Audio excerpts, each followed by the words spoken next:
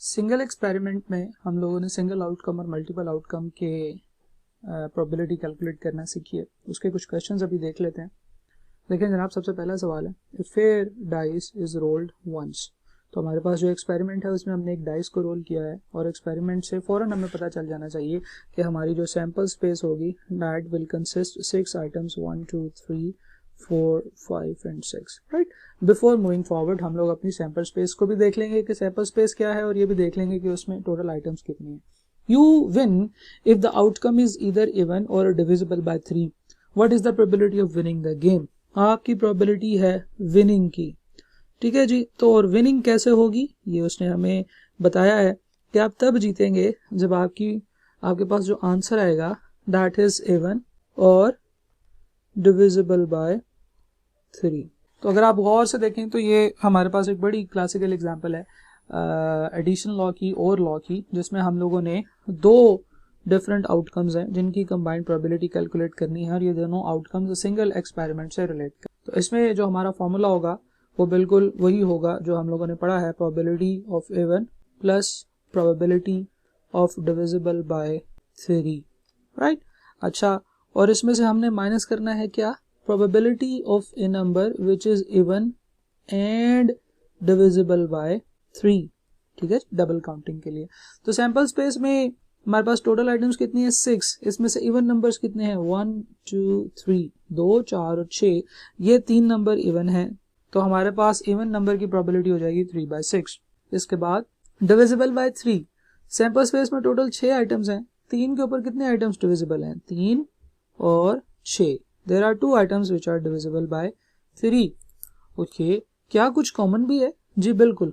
एक नंबर ऐसा है जो टिक की काउंटिंग में भी है, यानी कि इवन नंबर की काउंटिंग में भी है और डिविजिबल बाय 3 की काउंटिंग में भी है, और वो नंबर कौन सा है? नंबर 6। तो there is one outcome in the sample space which is even and divisible by 3 at the same time। तो वो हमें माइनस करना पड़ेगा। तो टोटल 4/6 यानी कि 2/3, 66.67% are the chances that even number or divisible by 3 number will appear, which also means कि आपके जीतने के 66.6% चांसेस हैं, राइट। तो इस तरह से भी एग्जामिनर पूछ सकता है, बताओ जीतने के चांसेस क्या हैं, हारने के चांसेस क्या हैं। तो वो सिंपल है, वो उसमें कोई डिफिकल्ट चीज नहीं है, वो आपका आउटकम बताएगा जिन आउटकम्स की प्रोबेबिलिटी को ऐड करने से आप जीतेंगे, right. So the correct answer is option C. आगे चलते हैं। A card is drawn from the deck of 52 cards. Okay, 52 cards हैं, 52 will be the number of outcomes. What is the probability that the card drawn is either an ace or a king? तो probability of ace or king, तो हम क्या कहेंगे कि this is equal to probability of an ace plus probability of a king plus नहीं minus करनी है probability of ace and king at the same time, probability of ace and king same time, ठीक है जी। तो this is how the formula of addition law is written, ठीक है जी।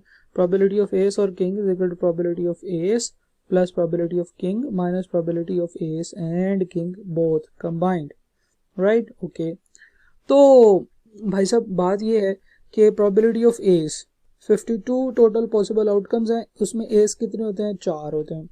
Similarly probability of king 52 possible outcomes होते हैं, उसमें king कितने होते हैं? 4 होते हैं। क्या कोई ऐसा एस भी है जो किंग है? जी नहीं, बिल्कुल ऐसे कभी भी नहीं हो सकता। यहाँ तो वो एस होगा यानी कि सबसे छोटा बच्चा होगा फैमिली का, या वो फादर होंगे, यानी कि ये ऐसी चीजें हैं जो कि सेम नहीं हो सकती हैं, यानी कि there is nothing common. 0/52 is common, कुछ भी कॉमन नहीं। तो इससे पहले वाले दो इवेंट्स की अगर हम बात करें, वो दो इवेंट्स कौन कौन से थे कि इवन नंबर आ जाए या डिविजिबल बाय 3 नंबर आ जाए, इन दोनों में कुछ कॉमन था। There was something in common, right, there was something in common, कुछ कॉमन था, राइट। जबकि इस केस में एस और किंग के केस में या तो एक कार्ड एस होगा या किंग होगा, सेम नहीं हो सकते, नथिंग इज कॉमन। तो हम कहेंगे कि जो आइटम्स, जो हमारे आउटकम्स ऐसे होते हैं जिनमें कुछ ना कुछ कॉमन होता है, इन्हें हम नॉट म्यूचुअली एक्सक्लूसिव कहते हैं। और जो आउटकम्स या जो एक्सपेरिमेंट जो इवेंट्स होते हैं वो ऐसे होते हैं कि जिनमें कुछ भी कॉमन ना हो, कुछ भी कॉमन ना आ सकता हो, इन्हें हम म्यूचुअली एक्सक्लूसिव कहते हैं। ठीक है जी। तो अगर आपसे पूछा जाए कि बताएं म्यूचुअली एक्सक्लूसिव इवेंट्स कौन से होते हैं, तो हम कहेंगे ये वो इवेंट्स होते हैं जो एट द सेम टाइम अकर नहीं हो सकते। यानी कि एस और किंग, कोई एक कार्ड नहीं है जो eight the same time S भी हो और किंग भी हो। सैंपल स्पेस में कोई ऐसी आइटम नहीं है जो इन दोनों कंडीशंस को फुलफिल कर रही हो, राइट। और जब मैं कहता हूं कि इन दोनों के दरमियान ये नॉट म्यूचुअली एक्सक्लूसिव है, मींस इनमें कुछ ना कुछ इंक्लूसिव है जो दोनों में शामिल है। ठीक है जी। तो ये वो आइटम्स होंगे जो एट द सेम टाइम अकर हो सकते हैं। यानी कि सैंपल स्पेस में कुछ ऐसे घुस बैठी हैं, कुछ ऐसी गंदी मछलियां हैं जो पहली कंडीशन पे भी फुलफिल हो जाती है, दूसरी के ऊपर भी फुलफिल हो जाती है। ठीक है जी। जो पहली कंडीशन भी जिनके ऊपर फुलफिल हो जाती है, दूसरी भी हो जाती है। यानी कि वो इवन भी हैं और डिविजिबल बाय 3 भी है, राइट। तो ये एक्चुअली गंदी मछली नहीं है, this is not a wrong thing, लेकिन हम इसको डिफरेंट नेम दे सकते हैं कि अगर कुछ कॉमन है तो हम इन दोनों इवेंट्स की जो आपस में रिश्ता है, इन दोनों इवेंट्स का, इस रिश्ते को ये नाम देते हैं कि ये नॉट म्यूचुअली एक्सक्लूसिव इवेंट्स हैं। और अगर इन दोनों के दरमियान में कुछ कॉमन हो जाए तो ये म्यूचुअली एक्सक्लूसिव इवेंट्स कहलाते हैं, राइट। अच्छा जी, अगला सवाल देखते हैं। A card is selected from a deck of 52 cards, find the probability that it is a 3 or a heart. तो probability that it is a 3 or heart, तो ये इक्वल होगी probability that the number is a 3 plus probability that the number is a heart minus probability of 3 of hearts. तो अगर सोच के मुझे बताएं कि हमारे पास जो टोटल सैंपल स्पेस होती है उसमें 3 कितने होते हैं? हाँ जी बिल्कुल 4 होते हैं, 4/52। हार्ट्स कितने होते हैं? 13 हार्ट्स होते हैं, 13/52। क्या कोई ऐसा नंबर भी होता है जो हार्ट का भी है और 3 भी है? हाँ जी बिल्कुल, एक नंबर ऐसा होता है जो हार्ट का भी होता है और 3 भी होता है, तो इसकी प्रोबेबिलिटी होगी जनाब 16/52, राइट। नेक्स्ट क्वेश्चन की तरफ चलते हैं। A fair die is rolled. Fair die का मतलब ये है, फेयर का मतलब ये है कि जो करेक्ट होती है। नॉर्मली हर डाई करेक्ट होती है, इसमें किसी भी तरफ कोई बायस्डनेस नहीं होती, राइट। बायसनेस क्या होती है? कभी कभार ऐसे होता है कि डाइस की एक साइड वजनी होती है और ये फिजिक्स का रूल है कि जो वजनी साइड होती है वो हमेशा नीचे की तरफ गिरती है। तो फर्ज करें कि अगर आप ये चाहते हैं कि आप डाइस को रोल करें और 6 ही आता रहे, तो 6 की दूसरी साइड पे 1 होता है, 1 का वजन बढ़ा दें। ठीक है जी। 1 का वजन कैसे बढ़ाएंगे? 1 के ऊपर कोई स्टिकर लगा दें, कोई छोटे छोटे से बहुत सारे स्टार्स लगा दें, तो क्या होगा कि 1 वाली साइड वजनी हो जाएगी। और जब 1 वाली साइड वजनी हो जाएगी, जब आप उसे रोल करेंगे, जब वो चीज नीचे गिरेगी, तो जो 1 है उसके नीचे आने के चांसेस बढ़ जाएंगे, और 1 जब नीचे आएगा तो उसकी दूसरी तरफ 6 होता है। तो खैर चलें, ये मैं आपको कोई भी 2 नंबर ही नहीं सिखा रहा, मैं सिर्फ ये बता रहा हूँ कि एक फेयर डाइस वो डाइस होती है जिसमें हर आउटकम के आने के चांसेस सेम होते हैं, वो इसकी कोई भी साइड वजनी नहीं होती है। ठीक है। तो अगर वो ये ना भी बताता तो for the purpose of calculation of probability हम लोग ये अज्यूम करते हैं कि जो डाई है वो फेयर है। Find the probability of getting even face और फेस मोर देन 4। तो ये भी बिल्कुल ही सेम सवाल है, प्रोबेबिलिटी ऑफ इवन और more than 4, right? This will be equal to probability of even plus probability of more than 4 minus probability of even and more than 4 same time, right? Same time की probability. तो 6 outcomes होते हैं dice जब आप role करते हैं, उसमें से 3 इवन होते हैं, तो इवन की प्रोबेबिलिटी हो गई 3/6। मोर देन 4, 4 से बड़े कितने आउटकम्स होते हैं? 2 ही होते हैं, टोटल 6, और 2 आउटकम्स आर मोर देन 4। कौन कौन से होते हैं 4 से ज्यादा? 5 और 6। तो क्या कोई ऐसा नंबर भी है जो इसमें भी काउंट हो गया है और इसमें भी काउंट हो गया है? जी बिल्कुल, number 6 is a number which is counted in even numbers and more than 4 numbers eight the same time. तो 1/6 will be the deduction from this. तो इस तरह से हमारे पास जो आंसर बचेगा डेट इज 4/6। सही है जी। सिमिलरली इस तरह से ही बहुत सारे सवाल हैं जो आप कर सकते हैं जी। अगला सवाल देखते हैं। What are the chances of picking a spade or an ace not of spade from a pack of 52 cards, right. तो that will be the same question. Probability of ace, ठीक है जी, देखिए probability of spade or ace not of spade. तो probability of spade or ace not of spade, तो अगर हम लोग उसी रूल को कंटिन्यू करें तो probability of spade plus probability of ace not of spade, ठीक है जी। अब ये बड़ा मजे का वर्ड बनेगा, प्रोबेबिलिटी माइनस करनी है probability of spade and ace not of spade both, यानी कि वो इधर भी काउंट हो जाए और इधर भी काउंट हो जाए। देखें स्पेड कितने होते हैं आपके पास, हाँ जी बिल्कुल 13 स्पेड्स होते हैं, तो 13/52 are the chances that the number select that the card selected is a spade. Ace कितने एसेस होते हैं, 4 एसेस होते हैं, लेकिन उसने कहा है एस नॉट ऑफ स्पेड, यानी कि एक ऐसा एस जो स्पेड का नहीं है। तो हमारी सैंपल स्पेस में 4 स्पेड होते हैं जिनमें से 4 एसेस होते हैं जिनमें से एक एस स्पेड का होता है, तो एसेस नॉट ऑफ स्पेड कितने रह जाएंगे, 3। तो हमारे पास जो इसका आंसर आएगा 3/52 आएगा। अब अगला सवाल ये है कि क्या कोई एक ऐसा आइटम है जो स्पेड भी हो और नॉट ऑफ स्पेड हो, एस नॉट ऑफ स्पेड भी हो? नहीं जनाब, ऐसा कोई आइटम नहीं है, तो दिस इज 0/52। तो हमारे पास 16/52 are the chances that the card which is selected at random is a spade or an ace not of spade, right. ठीक है जी, आगे चलते हैं। अब हम कुछ आइटम्स की सिलेक्शन के क्वेश्चंस देख लेते हैं। सवाल है जी, a box contain 10 good items and 6 defective items. One item is drawn at random. What is the probability that it is either good or has a defect? Right? तो एक बॉक्स के अंदर 16 आइटम्स हैं जिनमें से 10 गुड हैं और 6 bad हैं।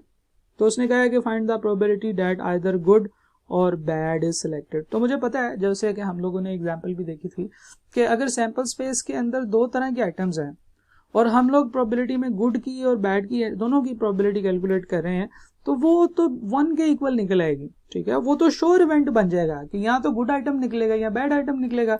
तो ये कॉमन सेंस से भी मैंने कर लिया।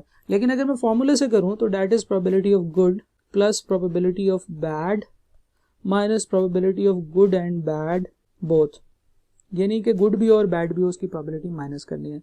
तो गुड की प्रोबेबिलिटी है, देखें टोटल गुड आइटम्स हैं 10 16 में से, और बैड आइटम्स हैं 6 16 में से। और क्या कोई आइटम ऐसा है जो गुड भी है और बैड भी है? नहीं, ऐसा कोई आइटम नहीं है, क्योंकि आइटम्स या तो गुड हैं या बैड हैं। तो 0/16 आर द चांसेस। तो total 16/16 are the chances that the item selected is either good or bad, और there are 100% chances that the item you will select is either good or has a defect, right. Bad means that has a defect. सही है जी, screen पे काफी कुछ लिख लिया। अब मैं जरा इस क्वेश्चन को थोड़ा नीचे करूंगा। सवाल यह है, a class contain 10 boys and 20 girls. तो एक क्लास में 10 बॉयज हैं एंड 20 गर्ल्स हैं। अच्छा, आगे चलते हैं जी।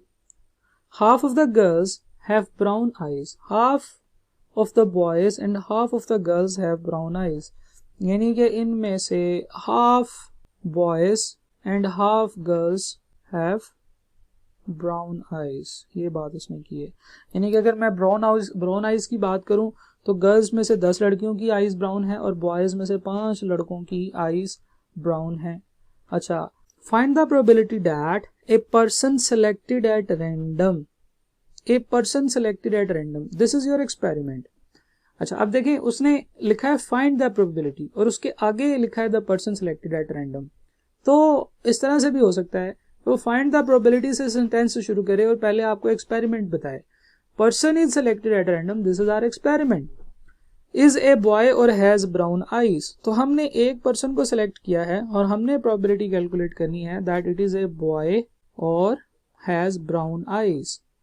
तो बिल्कुल सिंपल रूल है जी। अब तो हमने इस काम को इतनी दफा कर लिया है कि अब हमें याद होना चाहिए कि probability of boys plus probability of brown minus probability of boys and brown both, यानी कि eight the same time boys भी हो और ब्राउन भी हो। प्रोबेबिलिटी ऑफ बॉयज, टोटल आपके पास कितनी आइटम्स हैं, तो कितने स्टूडेंट्स हैं 30, तो नीचे तो लिखा जाएगा 30। इनमें से बॉयज कितने हैं 10, ब्राउन आइज वाले कितने हैं 5 बॉयज हैं ब्राउन आइज के और 15 गर्ल्स, 10 गर्ल्स हैं ब्राउन आइज की, तो टोटल 30 में से ब्राउन आइज कितने हैं जी 15।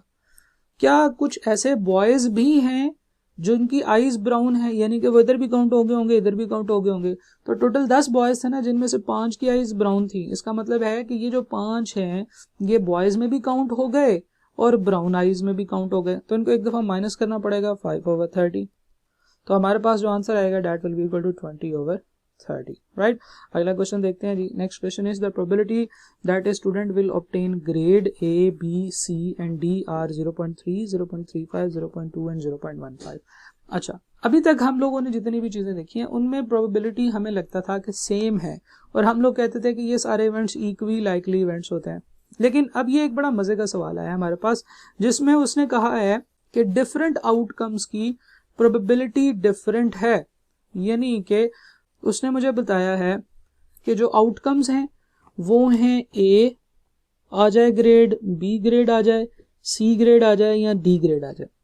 A की प्रोबेबिलिटी उसने मुझे बताई है 30% है, B की प्रोबेबिलिटी उसने मुझे बताई है 35% है, C की प्रोबेबिलिटी है जी 20% और D की प्रोबेबिलिटी है जी 15%। क्या A, B, C और D की प्रोबेबिलिटी को ऐड करें तो क्या ये हमारा सैंपल स्पेस बन जाना चाहिए?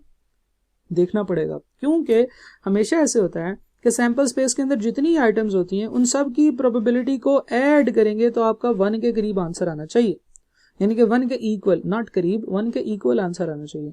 तो क्या 30% और 35% ये कितना होता है जी? 65%, 65% एंड 15 कितना हो गया जी?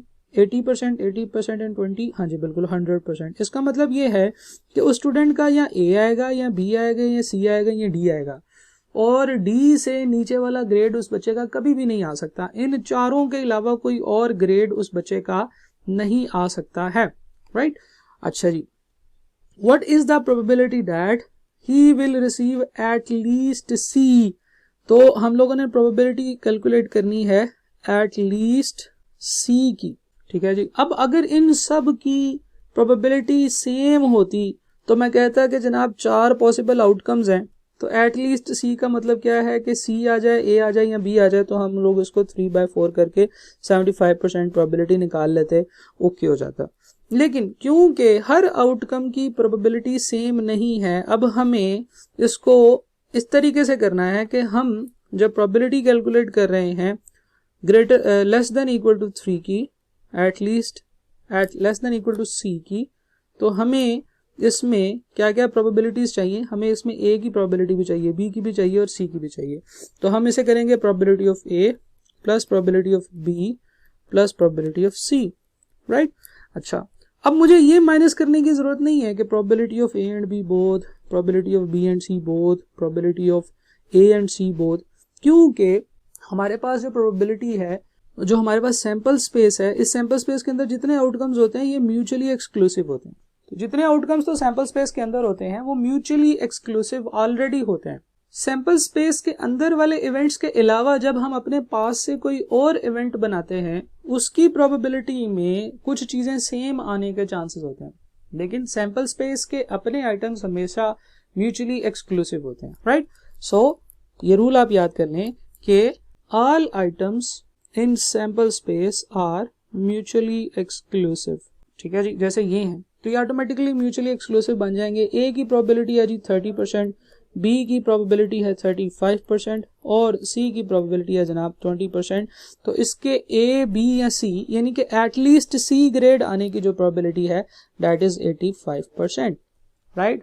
अगर इस बच्चे के वालिदैन इसे कहें कि भाई अगर तुम्हारा रिजल्ट D आया तो तुम्हें मार पड़ेगी, हाँ अगर A, B या C आ जाए तो तुम्हारी बचत हो जाएगी, और वो ये अपनी बचत की प्रोबेबिलिटी कैलकुलेट करना चाह रहा है स्टूडेंट, तो वो क्या करेगा कि A की प्रोबेबिलिटी, B की प्रोबेबिलिटी और C की probability 85% are the chances, 85% is the probability that कि इस बच्चे को मारनी पड़ेगी, लेकिन इसको मार पड़ने की प्रोबेबिलिटी कितनी है? 15%। कैसे कैलकुलेट किया हमने? 1 - 85% कर लिया कॉम्प्लीमेंट इवेंट्स। तो मार ना पड़ने की प्रोबेबिलिटी 85% है, तो मार पड़ने की प्रोबेबिलिटी 15% हो जाएगी, राइट। तो इस तरह से हम लोगों ने ये भी देख लिया कि अगर प्रोबेबिलिटीज डिफरेंट हो तो इस तरह के इवेंट्स को नॉट इक्वी लाइकली इवेंट्स भी कहते हैं, और नॉट इक्वी लाइकली इवेंट्स जो होते हैं उसमें फिर अगर हमने इनकी कंबाइंड प्रोबेबिलिटी कैलकुलेट करनी हो तो हम फिर इस तरह से करते हैं कि हर एक की इंडिविजुअल प्रोबेबिलिटीज को ऐड कर देते हैं, ठीक है जी। अच्छा, यहाँ पे एक और चीज़ है जो कि मैंने कुछ क्वेश्चंस में देखी है, मैं आपको बता देता हूँ, उसको हम लोग शायद प्रैक्टिकली तो किसी भी एग्जाम्पल में यूज़ ना कर सकें, कि अगर आपके पास प्रोबेबिलिटी हो एक से ज़्यादा इवेंट्स की कंबाइंड प्रोबेबिलिटी कैलकुलेट करना, तो हमने कहा है प्रोबेबिलिटी ऑफ ए और बी, इसे हम probability of A union B भी कहते हैं, ठीक है जी, which is equal to probability of A plus probability of B minus probability of A and B both. सही है जी। अगर हमारे पास प्रोबेबिलिटी हम लोग कैलकुलेट कर रहे हैं 3 आउटकम्स की, 3 आउटकम्स की प्रोबेबिलिटी आपकी बुक में नहीं है, लेकिन चलें फर्ज करें कि अगर मैं प्रोबेबिलिटी कैलकुलेट कर रहा हूँ ए की और बी की और सी की, तो मैं कहूँगा प्रोबेबिलिटी ऑफ ए और बी और सी, तो मेरे पास आएगा जनाब प्रोबेबिलिटी ऑफ ए, ठीक है जी, इसे हम कहेंगे, सॉरी पहले लिख लेते हैं कि हम इसे probability of A union B union C कहेंगे, which is equal to probability of A plus probability of B plus probability of C, right. अच्छा, और अगर ये नॉट म्यूचुअली एक्सक्लूसिव हैं तो इनमें कुछ ना कुछ कॉमन होगा, तो हमें माइनस करना पड़ेगा probability of A and B both, फिर हमें इसमें से माइनस करना पड़ेगा probability of A and C both, फिर इसमें से हमें माइनस करना पड़ेगा तीसरा item probability of B and C both. लेकिन इसको बार बार निकालने से एक काम हो जाएगा कि जो इन तीनों आउटकम्स को फुलफिल कर रहा है वो माइनस हो जाएगा। तो 3 के केस में हमें 2 के कॉमन माइनस करने के बाद ऐड करना है, मैं फिर बता रहा हूं, ऐड करना पड़ेगा probability of A B and C at the same time. जो बी भी हो, सी भी हो और ए भी हो एट द सेम टाइम, वो हमें दोबारा ऐड करना पड़ेगा, क्योंकि जब हम माइनस माइनस माइनस कर रहे होंगे तो जो इन तीनों में कॉमन है वो एक दफ़ा ज़्यादा लेस हो जाएगा। तो जो एक दफ़ा ज़्यादा लेस होना है फिर हमें उसको एक दफ़ा ऐड करना है, ताकि वो जो ज़्यादा लेस वाला इफेक्ट है वो ख़त्म हो जाए। तो this is the long formula for 3 events, लेकिन ये आपकी बुक में उस तरह से यूज़ नहीं होता है, इसलिए हम इसकी कोई प्रैक्टिस नहीं करेंगे, लेकिन ये फार्मूला आप ज़हन में रखें, राइट। सो ये थे कुछ प्रोबेबिलिटी के क्वेश्चंस। अब हम लोग प्रोबेबिलिटी के चैप्टर में नेक्स्ट स्टेप पे मूव करने लगे हैं, and the next step is कि जब हम एक से ज़्यादा एक्सपेरिमेंट्स करते हैं, एक से ज़्यादा कॉइन टॉस करते हैं, एक से ज़्यादा डाइसेस रोल करते हैं, एक से ज़्यादा दफ़ा कार्ड ड्रॉ करते हैं, या एक से ज़्यादा आइटम सेलेक्ट करते हैं, तो फिर हम किस तरह से प्रोबेबिलिटी कैलकुलेट करते हैं, राइट। Thank you.